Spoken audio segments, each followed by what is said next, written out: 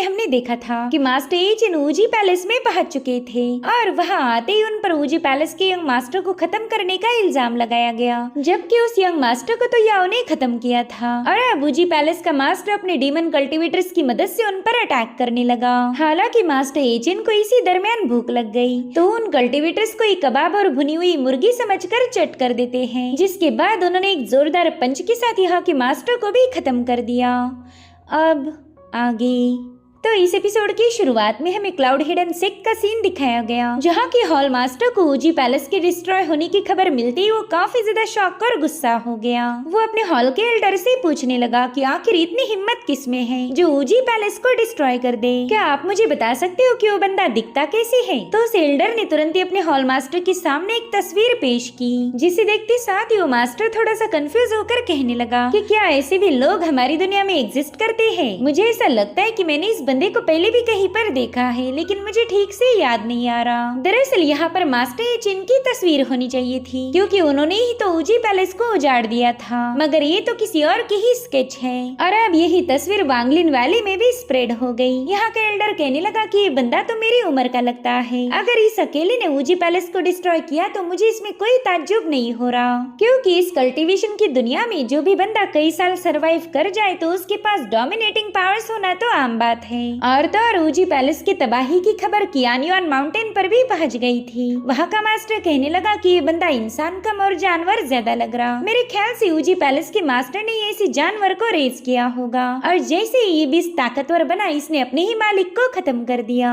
तो ऐसी ही तरह तरह की अफवाहें पूरी मॉर्टल वर्ल्ड में फैल गई, जिसके चलते मास्टर एचिन पर अब किसी को शक नहीं होगा। वही दूसरी तरफ मास्टर एचिन ऊजी पैलेस में मौजूद स्पिरिचुअल स्प्रिंग से ढेर सारी एनर्जी को एब्जॉर्ब कर रहे थे, और तभी वहाँ पर ऊजी पैलेस के बचे हुए कल्टीवेटर्स आ जाते हैं। ये वही लोग हैं जिन्होंने केजिन को ढेर सारे स्पिरिचुअल स्टोन देकर ये लोग मास्टर एचिन के डिसाइपल बन गए, यानी कि केजिन ने रिश्वत खाकर जबरदस्ती इन्हें मास्टर एचिन का डिसाइपल बना दिया। वो केजिन को धीरे से बताने लगे कि हमने ऊजी पैलेस को डिस्ट्रॉय करने वाले बंदे की नकली तस्वीरें पूरे कॉन्टिनेंट में फैला दी है। अब तो मास्टर एचिन को कोई भी पहचान नहीं पाएगा। जो सुनते साथ ही केजिन उस बंदे को शाबाशी देते हुए कहने लगी कि अब तुम इस तस्वीरों वाले दानों की और ज्यादा तारीफें करना, ताकि बाद में हम ये अफवाह फैला सके कि मैंने उस दानों को खत्म किया था। इस तरह से हम फ्यूचर में ढेर सारे सेक्ट पर कब्जा कर सकते हैं। और तभी वो बंदा थोड़ा सा शक की निगाहों से उससे पूछने लगा कि मास्टर एचिन हमारे नए मास्टर बनेंगे ना? हमें तो बस वो चाहिए, हम तो किसी भी कीमत पर आपको हमारे मास्टर नहीं बनाने वाले। तो केजिन कह रही थी हाँ बिल्कुल, हमारे मास्टर एचिन ने तुम सभी को तहे दिल से अपना डिसाइपल मान लिया, बस फर्क इतना है कि वो ये बात कभी अपने मुंह से तुम्हें नहीं बताएंगे। खैर मैंने तुम्हें एक और काम दिया था, क्या वो पूरा हो गया? जिस पर वो बंदा कह रहा था बिल्कुल सब कुछ रेडी है। वही दूसरी तरफ मास्टर एचिन के पास कॉइन का बना हुआ एक आर्टिफैक्ट था। वो कहते पता नहीं मेरा वो सेलेस्टियल आर्टिफैक्ट कहाँ गायब हो गया। पिछले 3 दिनों से वो एक बार भी मेरे सामने नहीं आया। साथ ही मॉर्टल वर्ल्ड की स्पिरिचुअल एनर्जी की स्प्रिंग काफी ज्यादा अजीब है। मैं इसे इतनी ज्यादा क्वांटिटी में एब्जॉर्ब कर रहा हूँ, लेकिन फिर भी मुझे अपनी बॉडी में कोई बदलाव नजर नहीं आ रहा। खैर मेरी मास्टर चाहती थी कि मैं उनके आर्टिफैक्ट को हमेशा साथ रखूं, तो अब मुझे कुछ भी करके उस सेलेस्टियल आर्टिफैक्ट को अवेकन करना होगा। भले इसके लिए ढेर सारे स्पिरिचुअल पावर की जरूरत पड़ेगी, लेकिन उसका तो मैं कहीं ना कहीं से जुगाड़ कर ही लूंगा।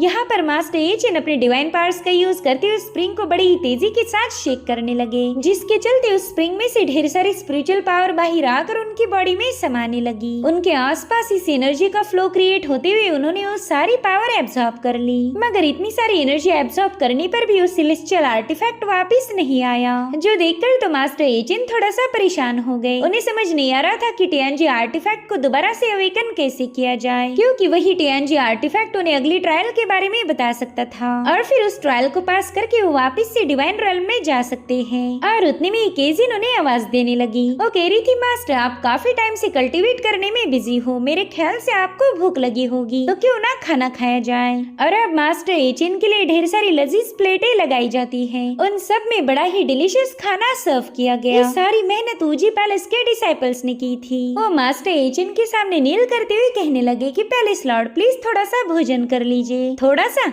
वेल इन्हें पता ही नहीं कि मास्टर एचिन कितना खाते हैं। इतना सारा खाना देखकर एचिन भी हैरान हो गए। वो कहते हैं कि मैंने तो बस स्पिरिचुअल स्प्रिंग की मांग की थी, मुझे तुम्हारे ऊजी पैलेस का लॉर्ड बनने में जरा भी दिलचस्पी नहीं, तो फिर तुम लोग बेवजह मेरी पैलेस मास्टर जैसी सेवा क्यों कर रहे हो। तो केजिन तुरंत ही मास्टर एचिन के सामने जाकर कहने लगी कि मास्टर ओजी पैलेस एक बहुत ही प्रॉस्परस लैंड है, आपको यहाँ का मास्टर बनने से फायदा होगा। जिस पर मास्टर एचिन जवाब देते हुए कहने लगे कि यहाँ पर स्पिरिचुअल पावर तो है, लेकिन लो ग्रेड की होने की वजह से वो मुझे पसंद नहीं आई। इससे मेरे कल्टीवेशन में कोई इम्प्रूवमेंट नहीं होने वाली। तो फिर बताओ यहाँ रुकने से मेरा क्या फायदा। इधर केजिन के नाक से तो खून बह रहा था। वो कहते हैं कि आपको ये पावर लो ग्रेड की लग रही, मगर हमारे लिए काफी ज्यादा स्ट्रॉन्ग है। तभी मास्टर एचिन ने देखा कि उन सभी कल्टीवेटर्स के नाक से तो खून बहने लगा। दरअसल वहाँ मौजूद स्ट्रॉन्ग स्पिरिचुअल एनर्जी की वजह से इन सभी को तकलीफ हो रही थी, सिवाय मास्टर एचिन को छोड़कर। वो हैरान होकर कहने लगे कि मॉर्टल और इमॉर्टल्स की बॉडी में तो वाकई बहुत बड़ा फर्क है। और उतने में वो कल्टीवेटर्स उन्हें बताने लगे कि क्लाउड हिडन सेक्ट में एक ऐसा ट्रेजर है जिसका यूज करके हम किसी भी स्पिरिचुअल पावर को और ज्यादा स्ट्रॉन्ग और प्योर बना सकते।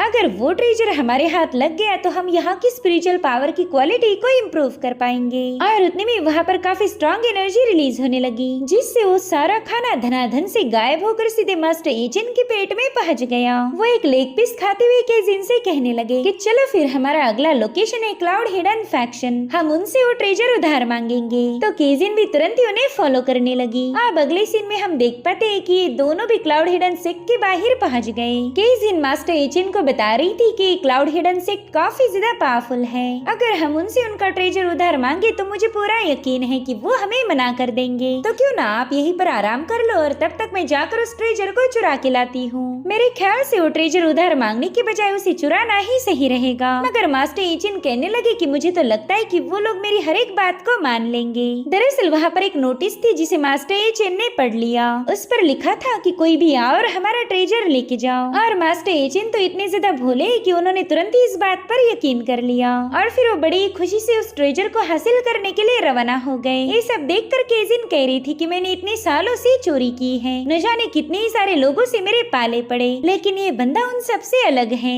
जिसके बाद ये लोग सीधे एक बैरियर के पास पहुंच जाते हैं। ये वही जगह थी जहाँ पर क्लाउड हिडन सेक्ट का ट्रेजर रखा हुआ था। मास्टर एचिन तो सीधे उस बैरियर में एंटर करने लगे। तो केजिन उन्हें बताती है कि मास्टर प्लीज रुक जाए, हो सकता है कि यहाँ पर कोई ट्रैप होगा। मगर वो लोग बड़ी आराम से उस बैरियर में एंटर कर देते हैं। वहाँ पर वाकई कोई ट्रैप नहीं था, बस चारों ओर ढेर सारा खजाना बिखरा पड़ा है। जो देखते साथ ही केजिन तो मानो हवा में ही उड़ने लगी। वो तुरंत ही गोल्ड टेल्स के ढेर में छलांगे लगाते हुए खुशियाँ मना रही थी। उसे तो ऐसा लगा मानो उसके हाथ कोई बहुत बड़ा जैकपॉट लग गया। वहीं पर मास्टर एचिन को भी कुछ विजन्स नजर आने लगे। उन्हें ऐसा दिखाया जा रहा था कि मानो उन्होंने हेवनली ट्रायल पास करके वो डिवाइन ट्रायल में चले गए। सबसे पहला तो वो अपने हेवनली पैलेस गए, जहाँ पर उन्हें अपने कंपेनियंस की आवाजें आ रही थी, जो कि उनसे कहते हैं कि आपने मॉर्टल वर्ल्ड के ट्रायल को पास करने के बाद आप एक इमॉर्टल बनकर वापस आए। इधर बैरियर के बाहर एक मास्टर अपने चमचों के साथ पहुंच जाता है। वो लोग खुश होकर कह रहे थे कि ये लो आज दो और बेवकूफ हमारे जाल में फंस चुके। पता नहीं लोग इतने बेवकूफ कैसे हो सकते, इन्हें क्या लगा हम अपना ट्रेजर ऐसे ही बांटते फिरेंगे। वहीं पर उनका एल्डर कह रहा था कि न जाने कितने सारे लोग इस दरवाजे से अंदर गए, लेकिन वो कभी जिंदा बाहर नहीं आ पाए। तुम्हें तो बस डोर ओपन होते ही अंदर जाकर उनके पास जो भी उनका पर्सनल ट्रेजर होगा उसे छीन कर लाना है।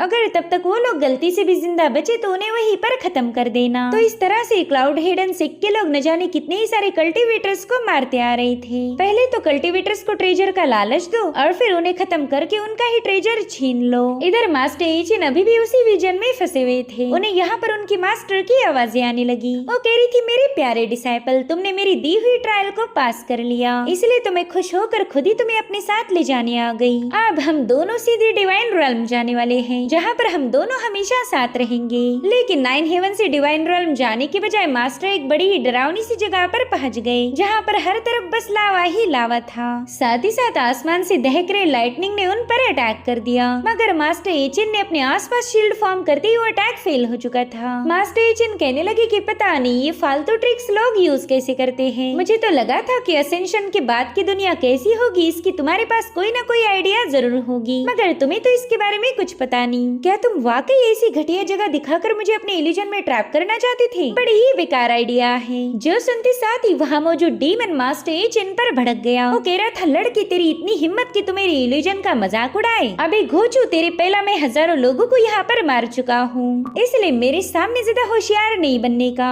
और अब वो डीमन उनके सामने अपीयर हो गया। मास्टर कह रही थी चलो ये तो अच्छा हुआ कि तुमने ये बेकार सी गेम जल्दी बंद कर दी। दरअसल ये है सोल बर्निंग स्पिरिट गैदरिंग मेज, इसी ट्रेजर की तलाश में ये लोग यहाँ आए थे। अब वो आर्टिफैक्ट मास्टर एचिन से कहने लगा कि बेवकूफ बेवकूफ बच्चे, तूने इस महान लॉर्ड को गुस्सा दिलाया, इससे तो तू जल्दी ही मारा जाएगा।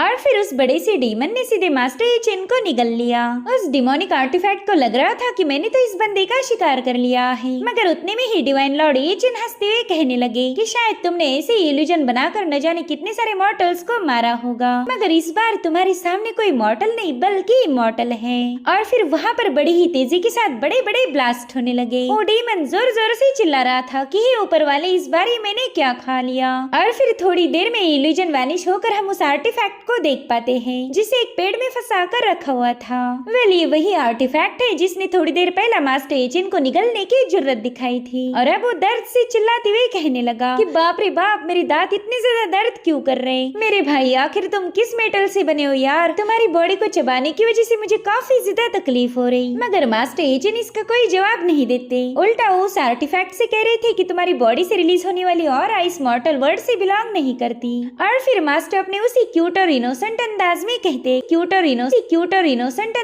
कहते कि नी हाउ, मैं हूँ तुम्हारा नया मास्टर एचिन, आज के बाद तुम मेरे साथ रहोगे। और अब उन्होंने सोल बर्निंग मेस को पेड़ से बाहर उखाड़ लिया। वो स्टाफ उनसे कह रहा था कि कहीं तेरा दिमाग तो खराब नहीं हुआ। बच्चे, शायद तुझे पता नहीं होगा इसलिए बता दूं, तूने जिसे दबोचने की गुस्ताखी की है वो डिवाइन रॉल्म के 7वें हेवंस के डीमन लॉर्ड का ट्रेजर है। बेवकूफ, मैं एक ट्रू डिमोनिक आर्टिफैक्ट हूँ। अगर ज्यादा देर मुझे अपने पास रखोगे तो माँ कसम बता रहा हूँ, जला के राख कर दूंगा। कमीने, तेरे जैसा मामूली मॉर्टल मुझे कभी कंट्रोल नहीं कर सकता। जो सुनते साथ ही मास्टर एचिन ने उसे उल्टा लटका दिया। और उससे पूछते कि अगर तुम वाकई डिवाइन रॉल्म के आर्टिफैक्ट हो, फिर तुम इस मॉर्टल दुनिया में कैसे फंस गए। खैर वो छोड़ो, मुझे ये बताओ कि वापस से डिवाइन रॉल्म में कैसे जा सकते। जिस पर वो सोल बर्निंग स्टाफ कहने लगा कि साले, तेरी इतनी हिम्मत कि तू मेरे से सवाल पूछे। जो सुनते साथ ही मास्टर एचिन ने उसकी पूंछ तोड़ दी। और अब तो उन्हें उसे तोड़ने में काफी ज्यादा मजा आ रहा था और इससे उस आर्टिफैक्ट को काफी ज्यादा तकलीफ होने लगी। वो कह रहा था, रुक जा कमीने। ओ सॉरी मास्टर, प्लीज रुक जाए ना।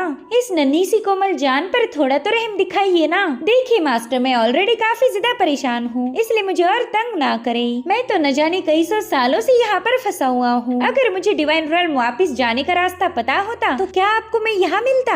ना बिल्कुल नहीं, मैं तो इस बेकार से रॉल्म को छोड़कर कब का ही रवाना हो जाता। तो अब मास्टर एचिन को भी उसकी इन बातों पर यकीन हो गया। ओके थी, चलो जल्दी से मेरे लिए कुछ स्पिरिचुअल पावर एब्जॉर्ब कर लो। और फिर उन्होंने दोबारा से उस ट्रेजर को पेड़ में धसा दिया, जिसके बाद उस स्टाफ अपने डिमोनिक पावर का यूज करते हुए वहाँ की स्पिरिचुअल एनर्जी को एब्जॉर्ब कर पूरी की पूरी पावर लॉर्ड एचिन में डाल देता है, जिसके चलते वहाँ पर एक जोरदार धमाका हो गया। साथ ही साथ वहाँ पर जो खजाने के ढेर थे वो गायब होकर रियलिटी सामने आ गई। खैर उस जगह पर जो सोने के ढेर थे वो दरअसल सोना ना होकर हड्डियां थी। इधर मास्टर एचिन उस आर्टिफैक्ट की तारीफें करते हुए कहने लगे कि तुम तो मामूली सी स्पिरिचुअल एनर्जी को काफी स्ट्रांग बना सकते हो। जिस पर वो आर्टिफैक्ट भी अपनी तारीफें करते हुए कहने लगा कि मेरे जैसा महान आर्टिफैक्ट तुम्हें। लेकिन उसकी बात पूरी होने से पहले ही मास्टर एचिन उसे दबोच लेते हैं। इधर केजिन जो बड़े ही मजे से गोल्ड टेल्स के साथ खेल रही थी, उसका इल्यूजन भी ब्रेक हो गया। उसने देखा कि यहाँ पर गोल्ड ना होकर ढेर सारी हड्डियां थी। इधर बैरियर के बाहर ही सभी कल्टिवेटर्स इन दोनों के मरने का इंतजार कर रहे थे, मगर काफी देर से उन्हें कोई भी चिल्लाने की आवाज सुनाई नहीं दी थी। तो कल्टिवेटर्स अपने एल्डर से पूछने लगे कि क्या हमने अंदर जाकर चेक करना चाहिए। तो मास्टर तुरंत ही उन्हें अंदर भेज देता है, मगर जितनी तेजी से वो बैरियर में एंटर किए उतनी ही दुगनी तेजी के साथ बाहर पटके गए। वो एल्डर तो इन दोनों को देखकर काफी ज्यादा हैरान था। मास्टर एचिन ने तुरंत ही अपने आर्टिफैक्ट को काम पर लगा दिया। उससे कहते हैं कि मुझे स्पिरिचुअल पावर की जरूरत है, तो जाओ जाकर कलेक्ट करो। जो सुनते साथ ही वो आर्टिफैक्ट तुरंत ही उस एल्डर और उसके डिसाइपल से माफी मांगते हुए कहने लगा कि दोस्तों, मैं तुम्हारी स्पिरिचुअल पावर को लेना तो नहीं चाहता, लेकिन ये मेरे मास्टर का हुक्म है। तुम इतने सालों से मुझे ढेर सारे कल्टिवेटर्स भेजते रहे और उसके लिए मैं तुम्हारा तहे दिल से शुक्रिया करता हूँ,